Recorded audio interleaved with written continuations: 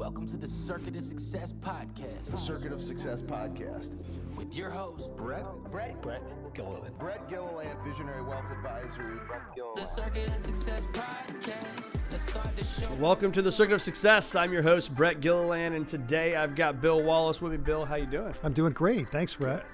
Good to be with you today. It's nice to be with you.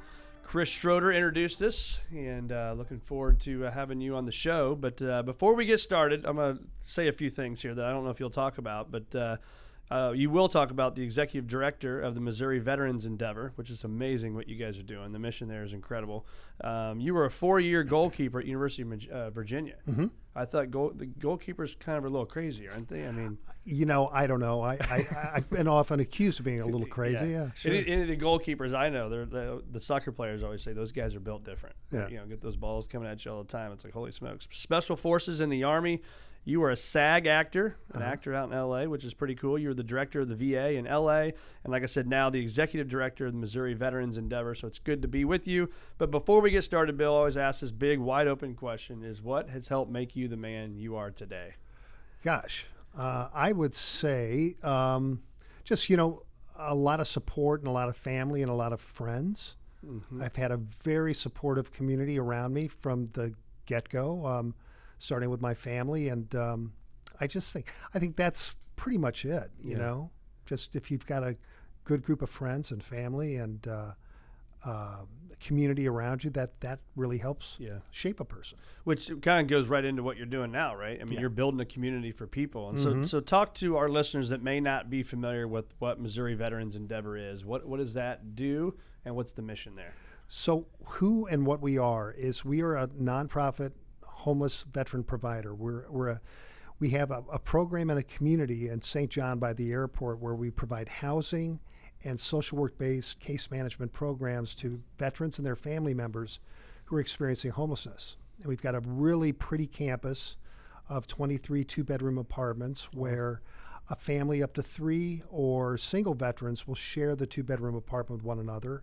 And we just really want to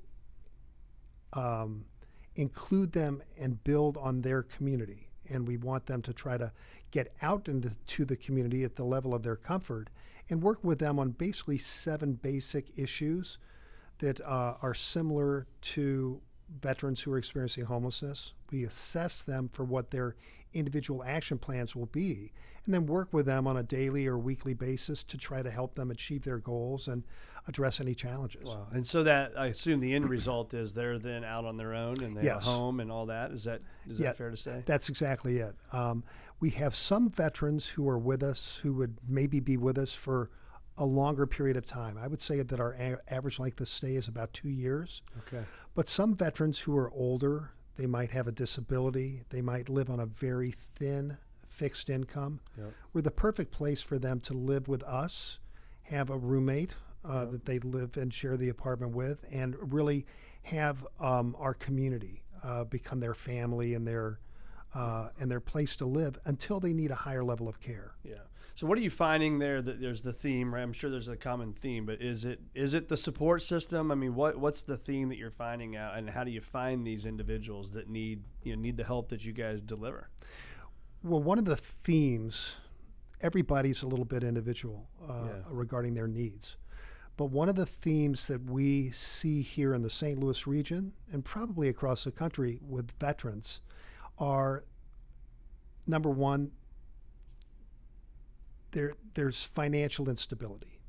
A lot of veterans have gone into the military to try to take themselves and better themselves, maybe move out of a community to try to see what their next community is going to be. Mm-hmm. But sometimes there's not that discharge planning that they do when they're in the military, and they come back and there's maybe not opportunities for them, especially if they came from marginalized communities or lives that were not necessarily supportive. Yeah. There's also in the St. Louis region a lack of affordable housing. And we're also considered, a 4-weather seasonal community. Yep. So utility insecurity is a big contributor to homelessness. And then you got, if somebody has ever experienced homelessness and been on the streets, there's certainly going to be circumstantial mental health things that prop up. Yeah. And sometimes that can lead to self-medication, substance abuse, lack of employment opportunities, whatever it is that makes up that individual's assessment of needs. We will then work with them to try to address them.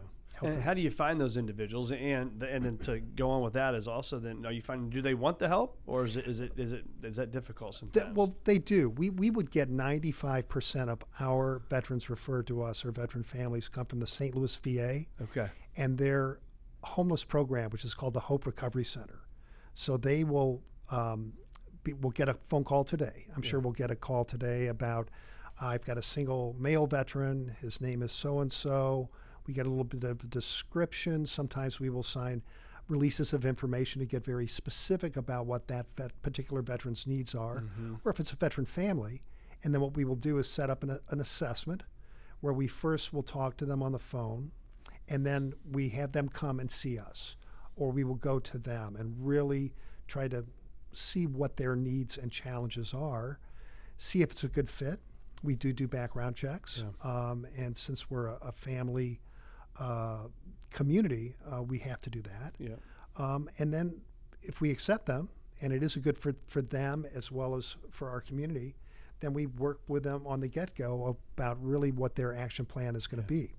Like it. What made you want to go down this path? I mean, I listed all the stuff you've done, from special forces in the Army to doing some acting and all those things. Like, what made you want to do this? Like, what's that passion? Well, so I was actually in special operations, special forces, or the Green Berets. I'm sorry, No, yes, that's okay. yeah. No, I just wanted to let you know that. So I was in the Army in the 90s in special operations, specifically a psychological operations soldier, and what our PSYOP mission is we're basically intelligence-based, but we're a unit that persuades the combatants or the hostile entity to really see things our way. So I joined the Army in 1991, and when I got out in 1999, well, a little bit before that, because I got out and I was in the reserve component, I wanted to go back to school. I had a deployment to Bosnia for almost a year, and that really did change my life quite a bit. So I wanted to go back to school and get out of the entertainment industry, and I wanted to study clinical psychology. I knew that I wanted to work with veterans, so I wanted to kind of work on some of my own issues. Yeah. But from there, I got out, I got my master's degree, and I had a job at the Los Angeles VA.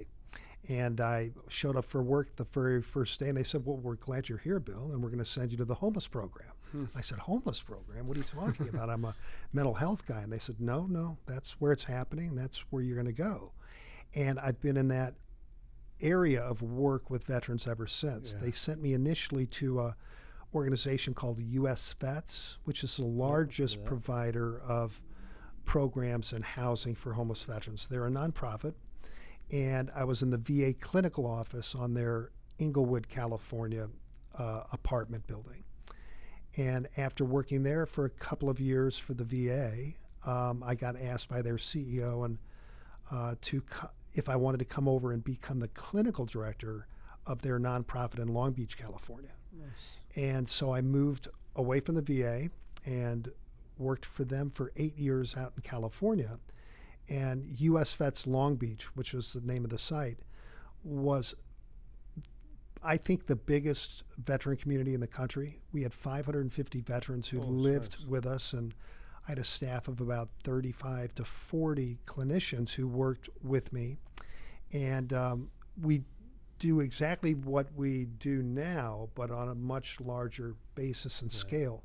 So in 2010, I got permission from our CEO and the board of US Vets in Los Angeles to move back to St. Louis to try to open up a site here. They've got sites from Hawaii to Washington, D.C., Texas, but they didn't have anything in the middle of the country. And I wanted to return home to St. Louis where I was raised and be close to family. And we found this apartment complex, and we became kind of a mini version of US Vets in Long Beach. But we became independent from them 5 years ago. Actually, longer than that. It was July 1st, 2016, when we realized they were 85% funded by the government, by the VA and HUD, specifically, or the Department of Labor if it was a workforce program. And here in St. Louis, we're 100% privately funded. And for us to thrive and continue doing what we were doing in St. Louis, our board of directors decided that we had to separate and do our own entity. So we very peacefully separated. We consider them our very close cousins, and became independent under our own nonprofit tax ID and doing exactly what we did before, but under the mantle of Missouri Veterans Endeavor. Nice. Yeah. So let's talk about you talk about mental health, and so think about the person listening to this. Lots of business owners and leaders of organizations, and whether they're financial advisors or attorneys, whatever it may be, the mental mindset, right? There's a lot of people dealing with a lot of stuff out there. Like, what are some of the things, the tips and tools that you're helping people with? How can you help the people that listen to this podcast, right, that we need to focus on every single day to be stronger mentally, have a better mindset? Can you share some of those things? Well, sure. And again, everybody's an individual. Yep. But I would say, first of all, recognition and destigmatizing mental health issues is a real important thing for anybody who might suffer from mental health issues, or any family members or friends that have a loved one that has issues, to not be ashamed of it, because so many people have, as I mentioned, circumstantial depression or circumstantial anxiety. If you go through a life change, or you suffer a loss, or you're very excited about something, a lot of times that can trigger some circumstantial mental health issues. There's a lot of people that control that with medications. I'm a big believer in therapy. I used to be a licensed therapist when I was working in California, but since moving back to Missouri, my licensure is not the same here. So I'm a big believer in recognizing that and reaching out and talking to somebody. Doesn't necessarily have to be a professional therapist, but a friend or anybody that you can trust and relate to say, hey, I'm struggling with something. It's so important. One of the sadder things that we hear, and when we hear that 22 veterans commit suicide a day, it's that those veterans may be very, very proud and not willing to say and reach out for help. And that's one thing that veterans definitely don't do very well, is reach out for help. And I think, to your part, the therapy, whether people want to call it therapy or even coaching, right? Like, I work with business coaches, and we do business coaching for people. And I think the guys especially, right, it's hard to be like, oh, I have a coach or I have a therapist. But I have found over the years of me working since, 2006 with having a business coach, it's a game changer, right? I mean, it's like Tiger Woods had a golf coach, right? Sure. Michael Phelps had a swim coach. And so the greatest people have coaches, but yet sometimes we as individuals don't want to go do that. So have you spent, how do you stay a student of the game for yourself, you personally, throughout your career, no matter what you were doing? How did you stay a student of the game and continue to get better day in and day out? Oh, I'm a big reader, and I will continue to go to therapy myself, and to connect with people. I really am interested in what's going on in the world. And I think that's a big part of it too, especially for our veteran population. There's certain things going on in the world today, or 2 years and change ago when Russia invaded Ukraine. These triggering events that bring up a lot of thoughts, a lot of memories. So I for me, I like to be aware of what's going on, and I like to process it. I don't want to necessarily. I'm a big believer in cognitive behavioral therapy, where we don't succumb to the automatic thought when we're triggered by an emotion or feeling. Rather, what we want to do, what I try to do for myself and encourage the veterans to do, is to intervene on that emotion. And it doesn't matter really what the emotion is. It could be you're very, very excited, you're very angry, you're frightened about something, you're in love with somebody, or you're really joyous about something. That's not necessarily the time to make that real decision. You want to kind of stabilize the emotion give something called a cognitive intervention, and be able to then proactively make the best choice or action that you can versus being reactive to that emotion and feeling. Yeah, I think that's a big deal, right? Because we can all make that emotion. It's like coaches talk about 24-hour rule, right? If little Johnny or little Sally didn't play, let's give it 24 hours before we jump on that one, right? Yeah, And so I think that's important to talk more about that. So again, the person listening to this right now, they're in their office or driving down the car. Like, what are some exercises, if you will, on how we can do that? Because emotions are real, right? And they are what they are. How do you get yourself to not react, though? Well, it's very hard, and you can't just turn it on and off like a switch. Yeah. So you really, think some self-reflection, but they also call it common sense therapy. Yep. So if you can give yourself that space and time for the intervention. Now the intervention might just be, I'm upset, I'm angry. This guy cut me off on the road as I'm driving down the road, and he's driving recklessly, and it really upsets me. Don't react to that. Just, let them go on and, then really think about it and wait for that emotion to temper. Yeah. Do you think it's also you can change your perspective? And I don't even know where I heard this years ago, but when things happen, so when somebody cuts me off or something, I can get fired up, right? But at the same time, I've also heard that be thankful that happened because it slowed you down, and that could have eliminated a wreck or done something bad later, right? Because it's seconds, right? It's milliseconds. It's milliseconds. And so I think your perspective is a really big deal on when something happens. Have the perspective of there's another reason this is going on. Exactly, and you can always kind of reframe the picture. So there's something called distorted thinking, and what cognitive behavioral therapy wants you to do is to be very specific. But you have to get in that place to get the support and the information to be very specific. It's not black or white thinking. It's not left or right thinking. There's a whole variety of colors and choices that you can make in any given situation.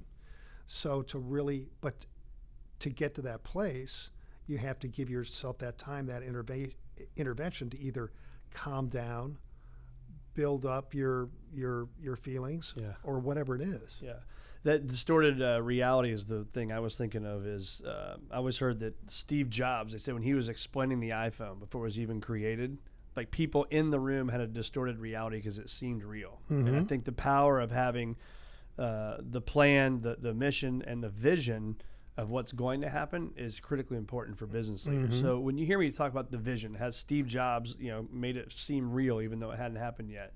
How do you work on and how do you articulate a vision as a leader of an organization?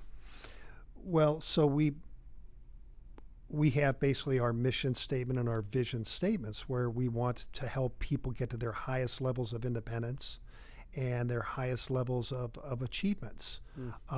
Again, to the level of their comfort.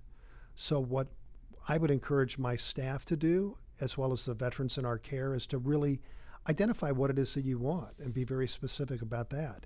And to go out there and find ways to get it and let us help you try to get it. Big believers in getting out in the community and doing things that people enjoy.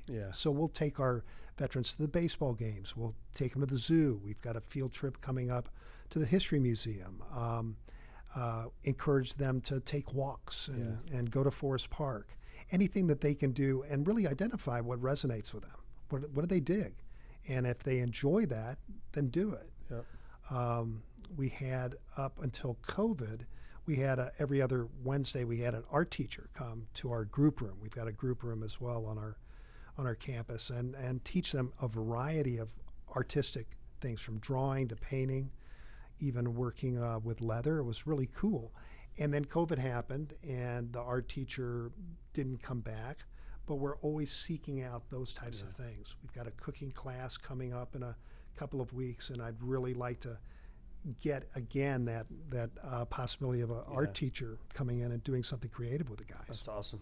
So there's an art teacher listening out here and you want to give back. Yeah, that's right. Let's give Bill a call here, right?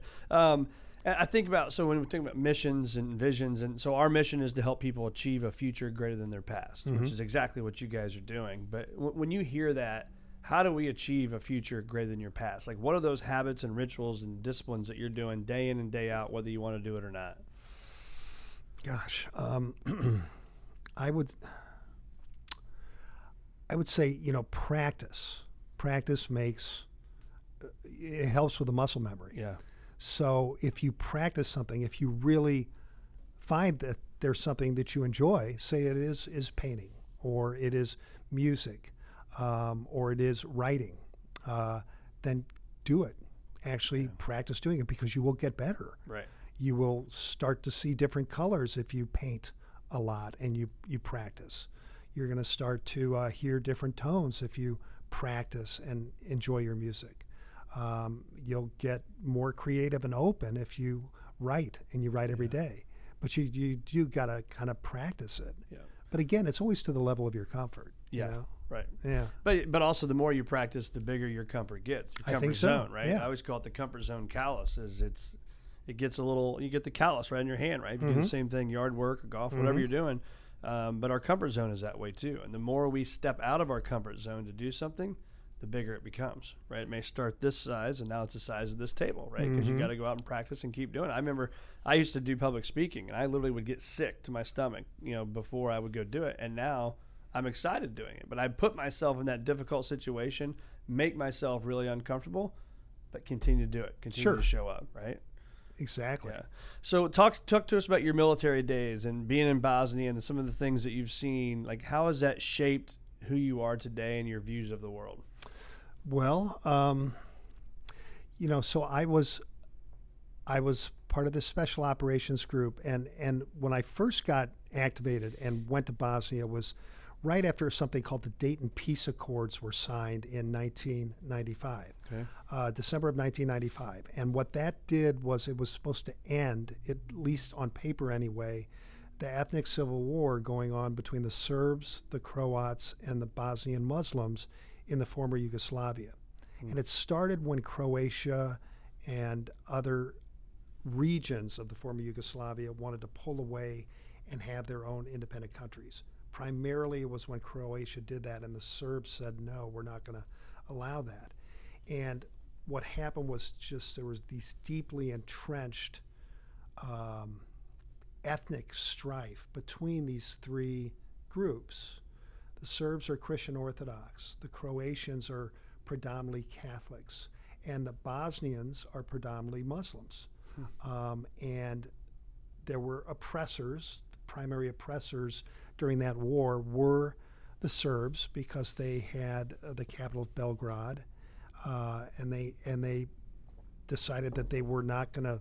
They wanted a greater Serbia. They wanted the Yugoslavia to be theirs.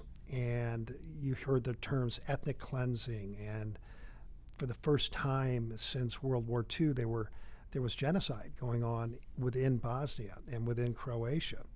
And it was very startling, and it was very kind of hard for me to wrap my mind around, because I was 31 years old, and I remember in 1984 when I was 24 watching the Winter Olympics on TV hosted by Sarajevo, because it was a very cosmopolitan city.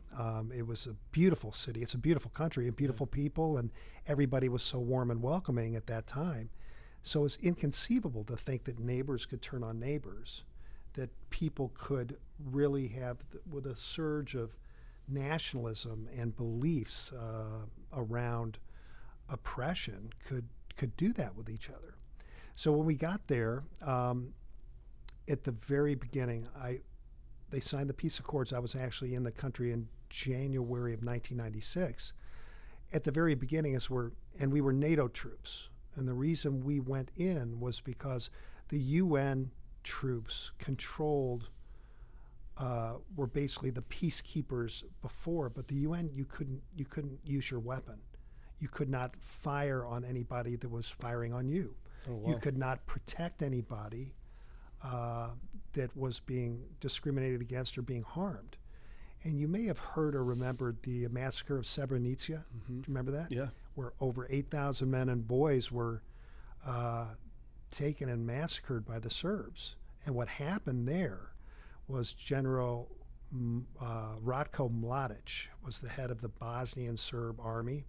And there were a lot of paramilitary groups and, ragtag armies, but he went there to what was supposed to be a safe haven for the Bosnian Muslims and told the Dutch who were there guarding and keeping them safe, nope, we're taking the men and boys, we're putting the women on buses, we're sending them back away from here. This is going to be Serb territory, and they murdered these young men and boys. So at the beginning, it was our job really to be force provider and force protection. So when I first got there, I went to the American sector, which was based in Tuzla up in the north. And we would do foot patrols, we would do convoy duties, we'd do security details a lot with explosive ordnance disposal teams. Whatever the mission was, we were getting set up, and our primary mission was to protect the people, to go after and find war criminals. That was a big one as well. And to just basically kind of patrol and set up the area and let, from our psychological operations perspective, let those opposing parties know that, hey, we're here. Yeah. We run the show now, and we can either come in and help your village, but you've got to allow everybody to live here peacefully. Yep. And if we'll build it up, but if you don't do what we say, well, we'll remove you from your leadership position. Yeah. However we choose. Right. I'm always fascinated, with the Scott Air Force Base right down the road here, and amazing people out there, and just the mindset. Like again, most people listen to this, their tough job today is maybe to go give a presentation, and I don't know what everybody's dealing with, but from a work standpoint, right? Mm-hmm. We deal with things, but we're not dealing with going around a town and literally could be shot to death, or literally could be blown up by a bomb somewhere. What is it? What's the mindset and the preparation like for you and for others that go into there, knowing that could happen, but we're going to go do it anyway? Well, we received such great training, and I flew from California to Scott Air Force Base. We picked up some PSYOP soldiers from the St. Louis area here. Then we flew to Fort Bragg. It's now called Fort Liberty in North Carolina. And we spent a week there training, getting issued our weapons, and a lot of training, a lot of repetition, to where we really tried to get in the mindset. If we had a foot patrol, or we're going to patrol around while the officers are talking to the paramilitary warlord in this one area, we're just doing that. Yeah. We're focused on just one day at a time, 1 hour at a time, 1 minute at a time, and not get ahead of ourselves to really think about, what could happen to me in the next 2 hours? What could happen to me here? Just really kind of focusing on the task at hand and getting through it, and then coming back and debriefing, and then do the next mission. And one thing that was really hard, I will say, is we were dealing with a bunch of refugees and a lot of children that were orphaned, and a lot of desperation. And that was very tough on us, especially if we had children ourselves and families back here in the United States, because you couldn't help placing your own family members in that situation. And so really had to just try to compartmentalize as much as possible. Yeah. That's great for you. Makes me think, I'm a big golf. I don't know if you play golf or not. I love golf. Okay. I'm not a good golfer though. But you love golf, so you probably have seen the run that Scotty Scheffler's on, and it's just incredible, right? But I heard him say the other day that he said, whether I win a golf tournament or not, and that's easy to say, it doesn't really matter. But he said, what I do is I trust the work and the process the training, right, that you've talked about. I trust the work and the progress I've put in. So now I just go and enjoy the journey, enjoy the ride, right? And I think that was, for me to hear, it's kind of like an aha moment of trust what we've done. Trust what we've done day in and day out for years and years and years. Enjoy the ride, right? So how do you try to focus on enjoying the ride, being present, be in the moment? I mean, today? Yeah. I just, I do things that I enjoy. I love to go out and golf. Yeah. I don't do it that often, and I don't do it well at all. But I love that. I love to watch golf. I watched the tournament yesterday. I was so pleased that Rory and Shane won. Yeah. That was fun. I love spending time with my family. I love exercising. I love to read. I love to catch up on the news. All those types of things that I enjoy doing, being with friends, having a meal. So decompression, I think there's something to be said for really trying to find that time and space to really relax and feeding yourself with the things that are healthy outlets. Yeah, I like that. So where do you find time in your busy schedule to read? And the reason I asked, we were with some friends this weekend, and the topic of reading came up. And, of course, everybody always says, I don't have time, right? And which makes me laugh because we're all busy, and we all have the same 24 hours. And I always state, read 10 pages a day. If you read 10 pages a day, you'll end up reading about 25 books in a year. So for you, obviously, it's probably a habit. But, where do you find the time? Is there a process that you go through to be a better reader? Well, I will usually read, like last night, I read for about 20 minutes as my girls were doing their homework. Yeah. And then I got a little tired. So I put the book down and then went about and did some other stuff. And then I read before I go to bed. I'll read in bed. And usually at the end of the day, I'll only get about 10 pages in. But if I'm really excited about what I'm reading, I might read a little bit longer. Right. I just love it. Yeah. There's times where I've got a book, and I'm the type of guy that has to finish the book. Yeah, it's funny you say that. I am too. And sometimes I get a book that it's like, oh my God, when will this end? Exactly. I'm ready to move on to the next one. Yeah. But when you get that good book that's interesting and fun, what are you reading? What kind of books? Well, right now I'm reading a Daniel Silva book. Okay. Sort of like, do you know his books? I don't. He writes about his primary character is a guy named Gabriel Allon, who was part of the basically the intelligence service of Mossad in Israel, who goes all over the world. And right now it's during the Ukrainian war, and he's got a Russian oligarch who is buying and stealing art and funding the war from this perspective at the same time that they're trying to get some leftover nuclear materials that they believe are down in South Africa. And it's just really interesting. Cool. I finished a book a couple weeks ago called The Good Lord Bird. Have you ever heard about that? So you read mostly fiction? I'll read historical fiction and I'll read fiction. Okay. I don't like really to read manuals, or sometimes I'll read a motivational type of book, but historical fiction and fiction, I just love reading it. That's awesome. Yeah. What when you look back at your career, a lot of success that you've had, what would you tell yourself? What advice would you give yourself, say, 15 years ago? If I could give that advice 15 years ago? To yourself, I would say, kind of relax a little bit, remain a little bit more in the moment instead of getting ahead of oneself.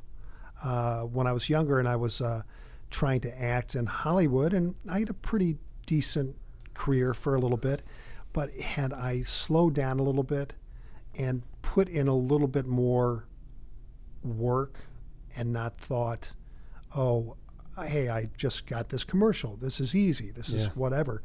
That things could have been different, but in the grand scheme of things, I'm glad exactly how it turned out. I just say slow down. Really slow down. Give those interventions. Not get too excited, not get too down, not too just try to ease into it. Who was the biggest actor you worked with? Well, I did a film with Chuck Norris. I did a movie called Delta Great Force. Chuck Norris quotes. Chuck that are Norris. out there. Oh, I know. Chuck he's hilarious. He was a great guy, and Lee Marvin was in that. In that movie as well. I did a movie with Eddie Murphy, Beverly Hills Cop, the very first one. So what role did you play in Beverly Hills Cop? I had 5 lines. I was Beverly Hills Cop number 2. Okay. When Eddie Murphy gets thrown through a picture window by the bad guy and his thugs, 2 police officers drive up and arrest him. And I frisk him. I find a gun on him, put him in the police car. That's awesome. He says, this is the cleanest police car I've ever been in. It's even cleaner than my apartment. I say, that's enough talking, pal. That's that cool. was number 2. Beverly Hills Cop. Beverly number Hills 2. Cop 2. Oh, it's actually Beverly Hills Cop 1, Okay. but my role was Beverly Hills Cop number 2. Oh, number 2. Got Yeah, it. Got it. yeah. Yep. Well, that's cool. Those are some big ones. Those are some real big ones. Also worked with Tom Cruise and Oliver Stone on Born on the 4th of July. I did something called Troop Beverly Hills, where I was again a Beverly Hills police officer with Shelley Long, and I did a bunch of smaller movies where I had bigger parts. But, That's cool. It's fun. What when you look back, all the fears we've put in our minds, I think we're all guilty of doing this, and I ask this to most guests, but how many of the fears that you've put in your mind have actually blown up to the magnitude you put them in your mind to be? I would say none of them. Thank God. Yeah, absolutely. And that's the point of the story or the question, right? Is that everybody says that, but I think in our minds as humans, don't we? We put stuff up here. Sure. We stress about it, but it doesn't happen. Well, we're very quick. I think people are, and some people are, really good at not doing this, but, having that anticipatory grief. Yeah. That anxiety about what's going to happen at the end of the day, or am I going to make the wrong choice? Right. Am I going to offend? Am I going to do this? Am I going to do that? And, kind of getting back to the, can you be in the moment? Can you really give yourself that cognitive intervention? You're feeling some energy, some emotions, some feelings are welling up. Yeah. Can you tamp them down a little bit? Yep. Because when a person's really, really angry or a person's really, really depressed, that is not the time that they're going to make a clear decision. And if you react to that emotion, you're probably not going to have the best results. You're gonna kick yourself later, like probably shouldn't have Maybe responded that way, right? Yeah, exactly. How do people help? So how do people get involved in the Missouri Veterans Endeavor? Like, what can they do? Somebody listening to this wants to help you. What do they do? Well, certainly, if you want, please go to our website, which is www.move-stl.org. That's MOVE stands for Missouri Veterans Endeavor. That's our acronym. Yeah. -stl.org, and see what we're doing. We've got a really, I failed to mention, we've got a really exciting thing that we're doing. One of the gaps in service that we've recognized with some of our peers in homeless veteran and mental health in veterans is that there's a lot of veterans in the community that need mental health. And so we are opening up a clinic, basically an office in the Crestwood area of St. Louis, where we're providing pro bono therapy to veterans and their family members. And we're able to do that because we've got a cadre of professional therapists who will work with my clinical team. We're pretty small. That's just myself and my 2 clinical case managers, and we have an intern right now from Rutgers University who's working with us. But then we've also got these professional therapists who will, in exchange for having free office space to see their own clients, they're devoted to giving us 25% of their time for the veteran referrals that we receive from the community. Not every veteran is eligible for VA services, and so they might not have enough time in service. They might have an irregular discharge from the military. So what we want to do, and we're marketing this, and we're actually having an open house this week to start our program, is to just spread the word and avail ourselves to those veterans in the community that might want some therapy, and we'll give it to them for no charge. That's a big deal. Yeah, it is a big deal. So to getting back to that, we always need, since we're privately funded, we love connecting with people, and if people ever want to make donations to us, that is really appreciated. If anybody hears this and says, you know what, I'd like to try to connect Bill or his team with somebody who could perhaps, as I mentioned earlier, provide that service to maybe have art classes in our group room or music classes or something like that.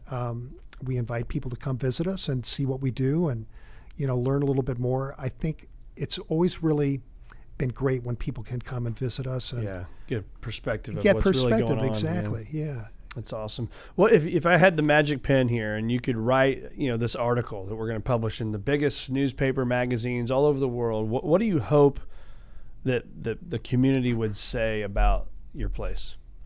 I would hope that they would say that this is a very vital program and housing opportunity for veterans in the St. Louis region and beyond. Yeah. They're vitally needed, and they do a great job. Yeah. They're very devoted to their veteran clients.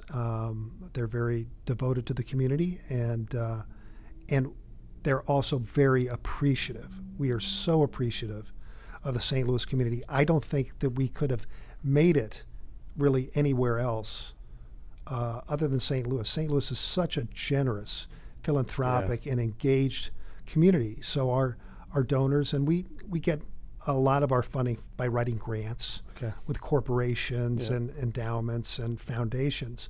But they're also, the people who were connected with us, they're really engaged. They're not just writing us a check. They really want to find out what we're doing and how we're doing and how they can help. So we're so appreciative of the St. Louis region and the community here for the help that they've offered us for years. Well, we will put all that in the show notes and tag your website there and add all that. So, Bill, man, it's been awesome having you. I really appreciate you being on the Circuit of Success. I appreciate you inviting me. Yes. Absolutely. We'll send people your way to Missouri Veterans Endeavor, move-stl.org. Thanks for listening, and we'll talk to you soon. Be safe and well. Thank you.